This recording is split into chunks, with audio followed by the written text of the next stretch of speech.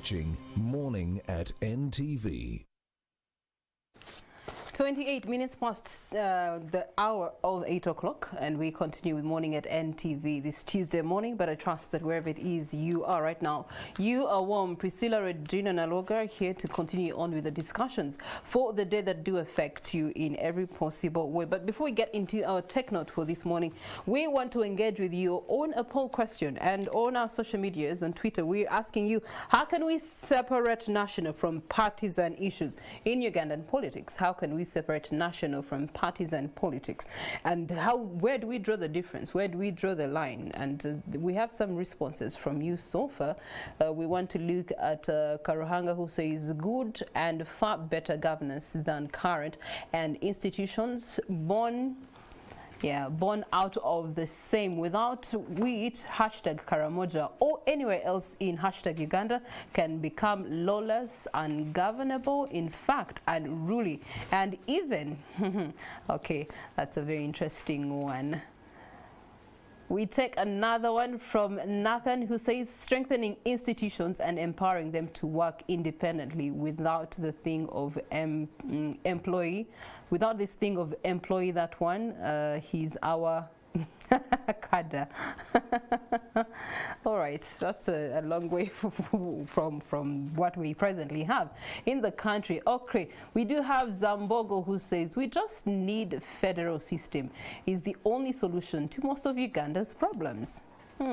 Okay, thank you so much, Ali, for your comment there. And of course, Emerson also comes in by saying, by exercising free, fairness, and non-partisan in each and everything we do, we are all equal and deserve equal opportunities, no matter our tribes and political parties.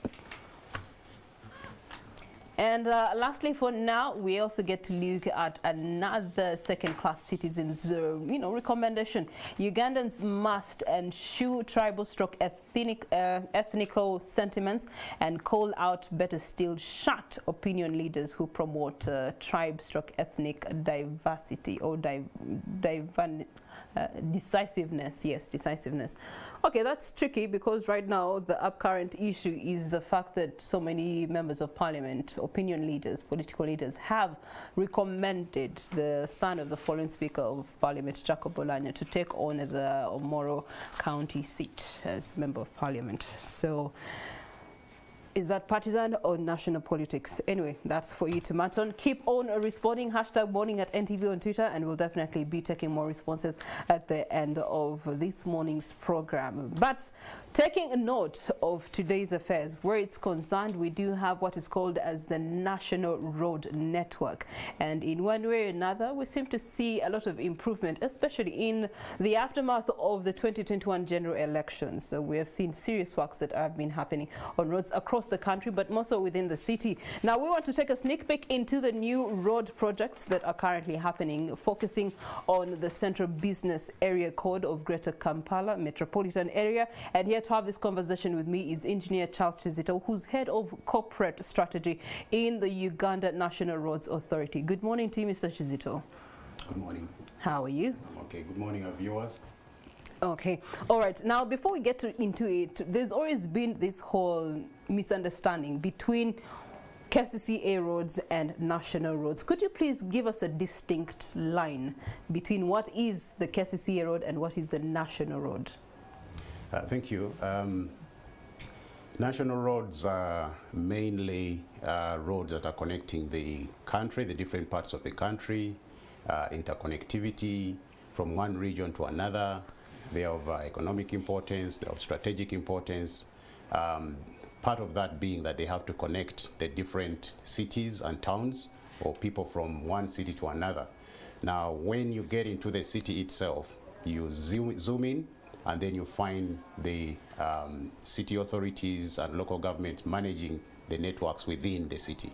So our job is really to get traffic or goods and people and services from one place to another, and we transit through these cities. That's why you see our presence in some of these cities. Really, our job is to transit those goods and the people as quickly as possible, make sure they can get in and get out as quickly as possible. Okay, all right. And can you highlight for us distinctively the national roads within the Greater Kampala metropolitan area?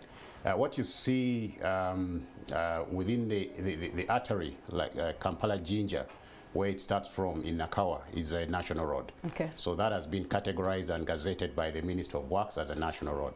When you see a road that goes to the north from Kampala, Bombo, going to Bombo, that's a national road. So it starts from the outskirts of Kampala, the city itself. So we don't concern ourselves so much with traffic that is moving people from in the luxurious areas, moving to shopping centers, but we concern ourselves very much with the people who are getting into the city and getting out of the city as quickly as possible.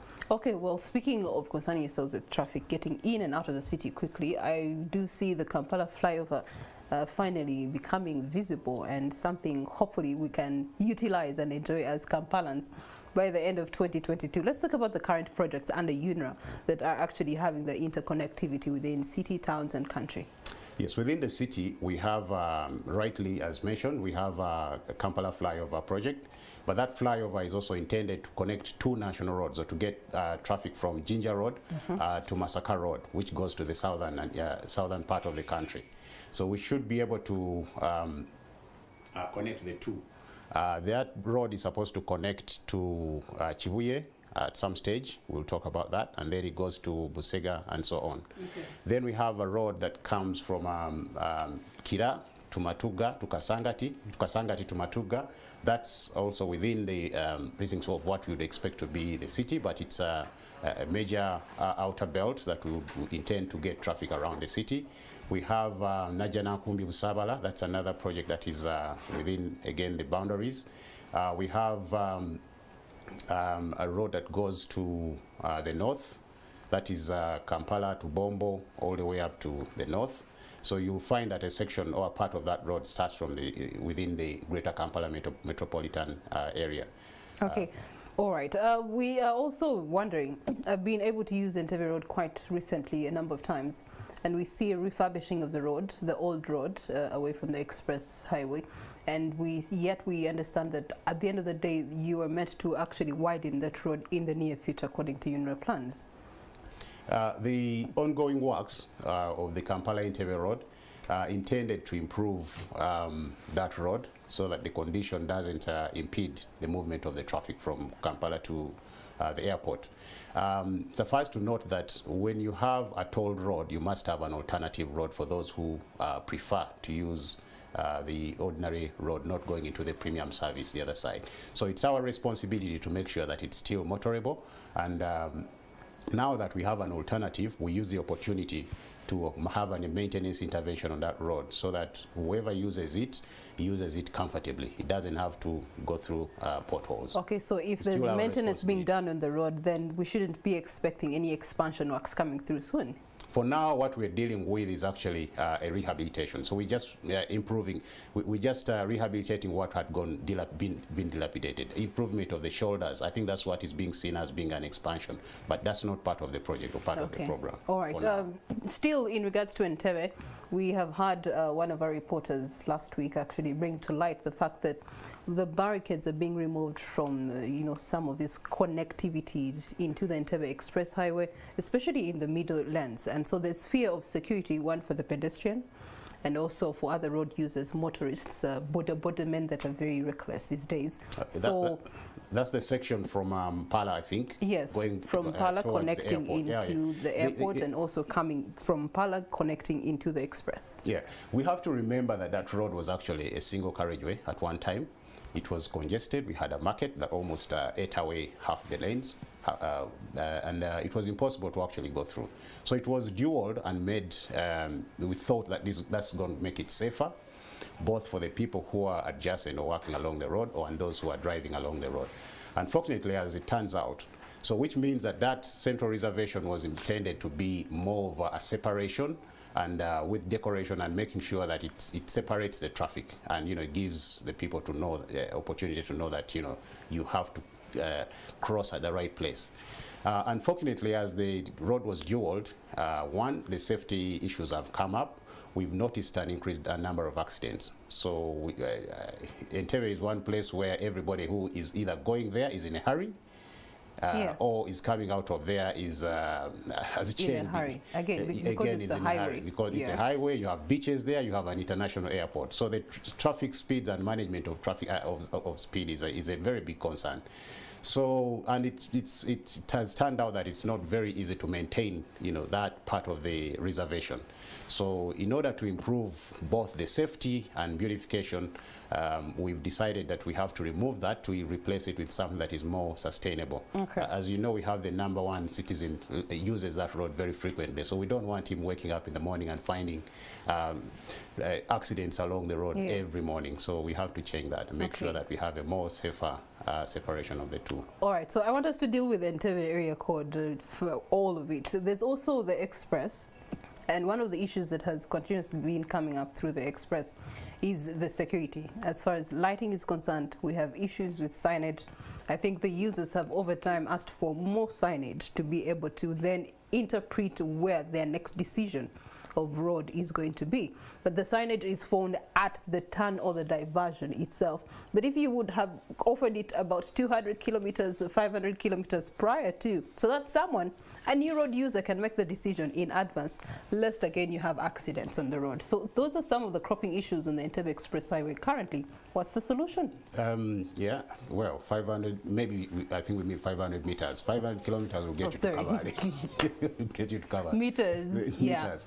But interesting enough, again, some of these signs are placed based on the stopping sight distance that drivers have to can contemplate and be able to react very quickly. Unfortunately, most of the behavior of our drivers on these roads has been wanting, and hopefully we shall continue with sensitization to try and continue educating our drivers on these roads. The signage is actually there, but I have seen people who have just suddenly decided to brake and realize that they're actually missing the junction. But there's always one that is way before, but because we don't actually think about it until we get to the junction. The signs are there, and the road is actually a very short road, so you can't have the luxury of having so many of them, because it's only 22 kilometers, the real section where you're actually speeding. So we have to be careful and also not to congest the road with a lot of signs, because the interpretation takes time.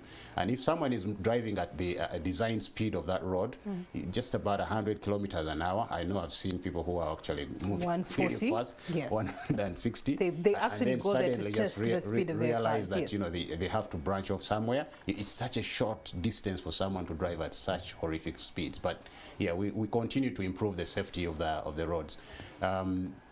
With respect to lighting, the new contract that was awarded to the firm that is operating and maintaining the road that section includes lighting of the road. So in terms of safety, the fences are all going to be replaced. And what's the time frame we're talking about here? The lighting, by the end of this financial year, which is in June, end of June, he should be able to start once he gets all the materials imported. And then we hope that we'll be lighting up that road for Christmas.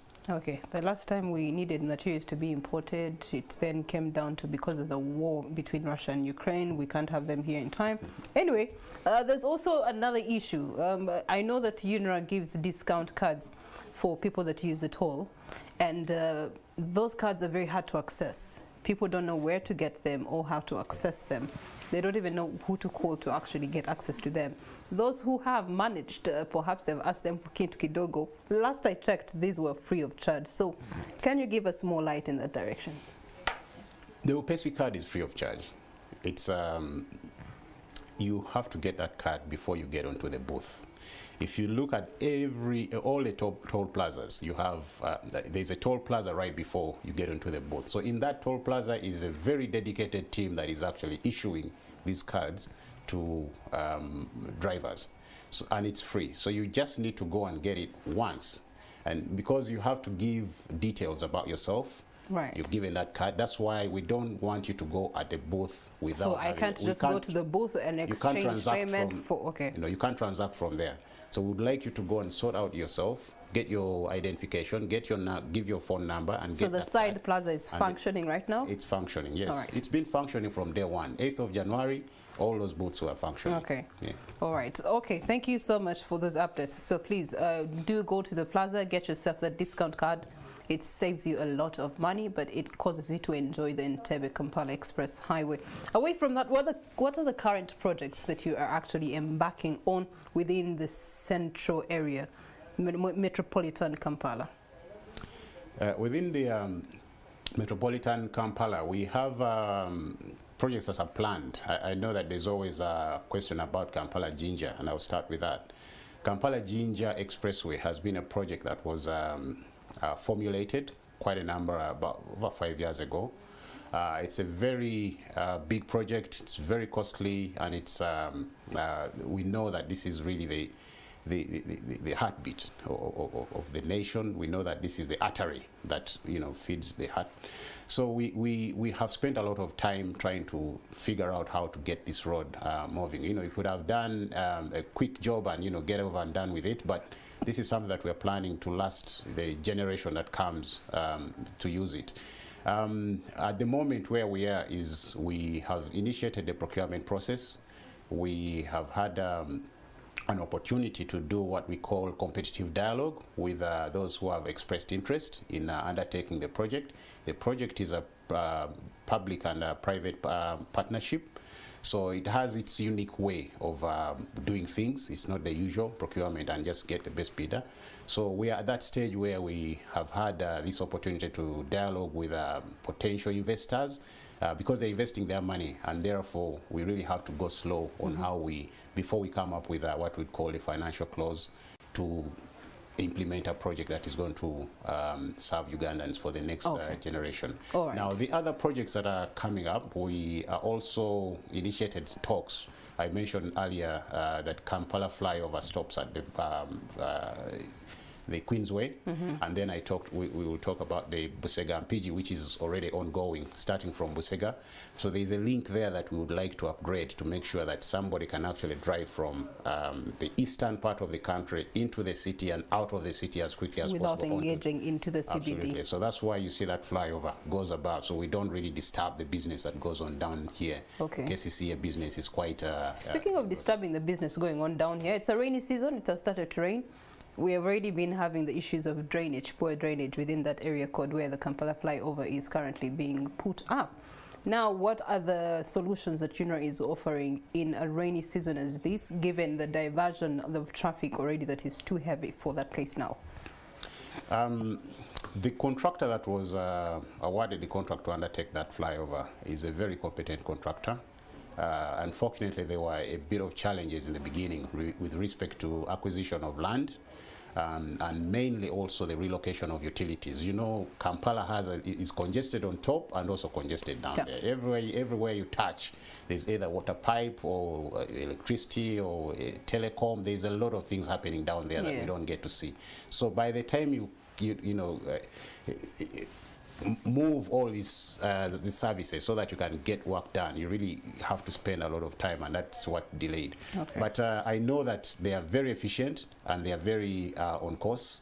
I think over 50% now has been achieved, and as you know, that 50% includes works that are underground. That is the most complex part of the project. Now, once you come out above, if you're going to do about 45%, that's the shortest time that you're going to take. And the expected full coverage of 100% will be in this year, this financial year, or the next financial year? By December this year, we're going to have quite substantial a lot of works completed. So we won't have a lot of the chaos that we're seeing now as far as management of traffic. We may not be using it, but we definitely will be able to see the works that are visible and tangible. All right. And then looking into the future of the national road networking that you have spoken about, connecting the country to a city to the town, what can you give us an insight into the future of the national road network?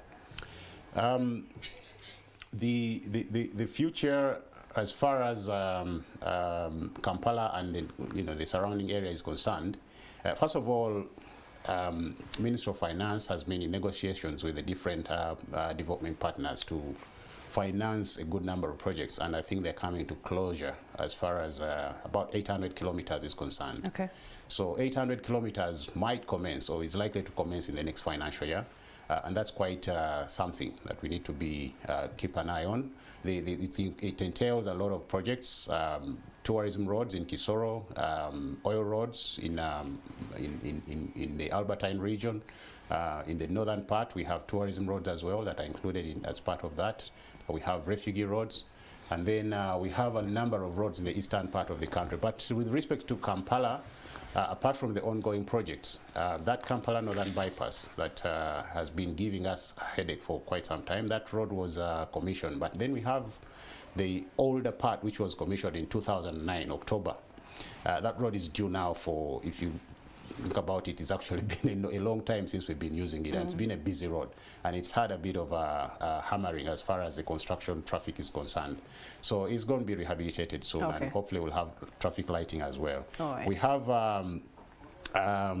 a number of roads that are within the city that we are also undertaking. We have a road that is, recently we had a problem with fuel. Yes. And there's been a company that has been working with government to develop a reservoir somewhere in Kauku, in Bwerenga.